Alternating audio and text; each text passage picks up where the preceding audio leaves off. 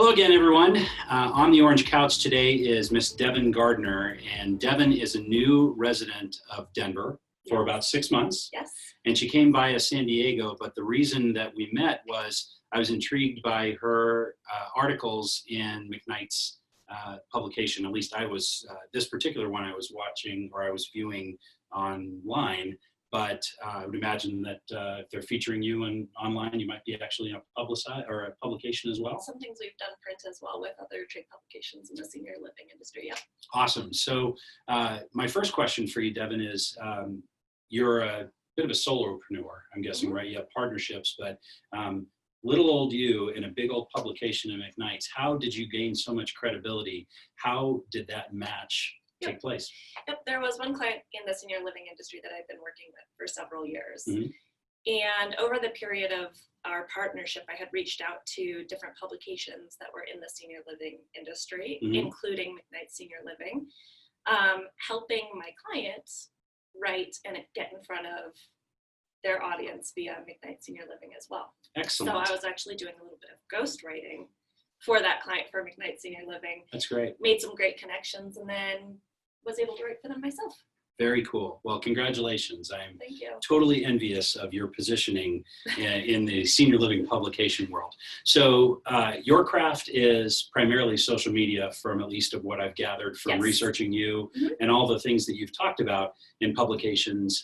One of the things that I want to talk about today is for our viewership is what you consider to be the 3 top pitfalls in senior living social media that you see and are way too common and are going so far against the grain that maybe it actually is more of a detriment than a help, and what you would consider to be like the top 3 pitfalls based on your experience. Sure, that's a really good question.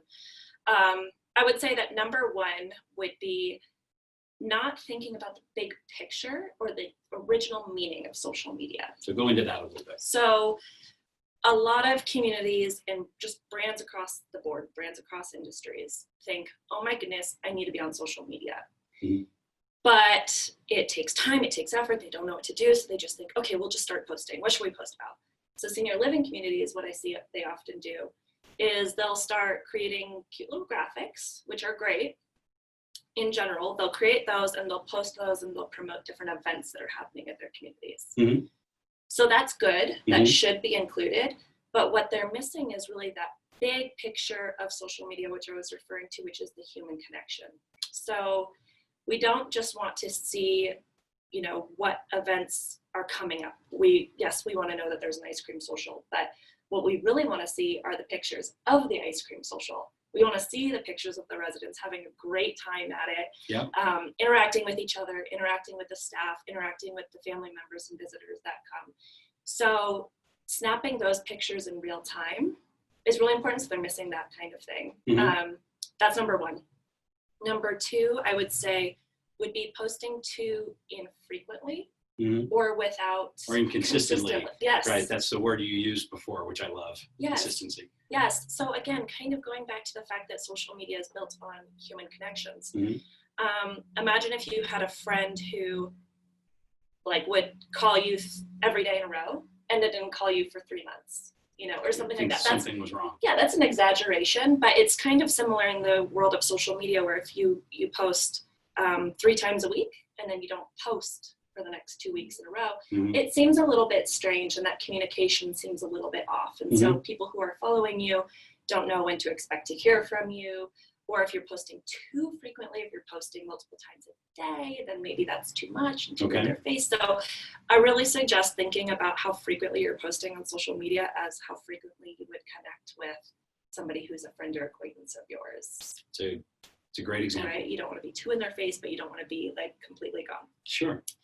The other thing that I would say is a lot of people who start social media channels think if they build it, they will come. So they'll build a Facebook page, but they won't do anything to promote it or get the word out about it. And they just hope that if they post here and there that people will start following them on Facebook, and same thing with Instagram and Twitter and so on.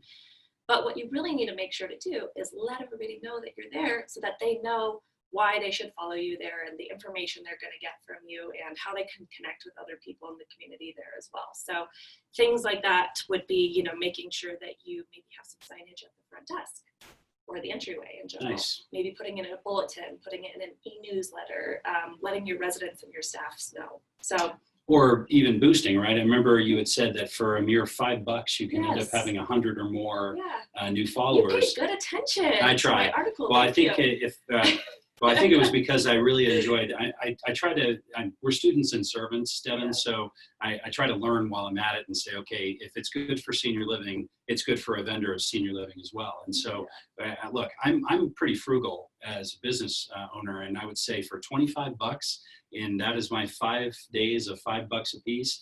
That's a good lesson learned. So, and that's not something that we're doing even ourselves right now. So consider yourself being paid attention to. Oh, good. Thank you. Good. Okay, so if in reverse order, then we're talking about making sure that you're creating awareness in your social media around a community, in the public, and your number 2 is doing it consistently and making sure you're posting at about the same time that you would be contacting a good friend. And number 1 was, remind me about number 1 again. Number 1 was making sure that you are posting not just about pumping out information about events that are coming up or things like that, but really showing showing your humans, face. Yeah, Right. showing the humans. Showing faces. That have to do with your community. It doesn't have to just be humans. It can also be just beautiful pictures of your community that But show it's real. people, that show people kind of the tour around your community. Wonderful. So, yep, you nailed them. Awesome. Okay, so if somebody wants to contact you and say, okay, remind me of these 3 pitfalls before, and they don't want to look at my face again, Devon, how would they contact you just so you can, give them a summary and then be able to see if there are some issues that, perhaps they could hire you to do? Yeah, absolutely. 3 ways. They could find me on my website, devonvictoria.com with 2 M's.com. Could also email me, devon@devonvictoria.com, or you can connect with me on Instagram, also devonvictoria.com with 2 M's. Perfect. You heard it here, guys. Thank you, Devon. Thank you.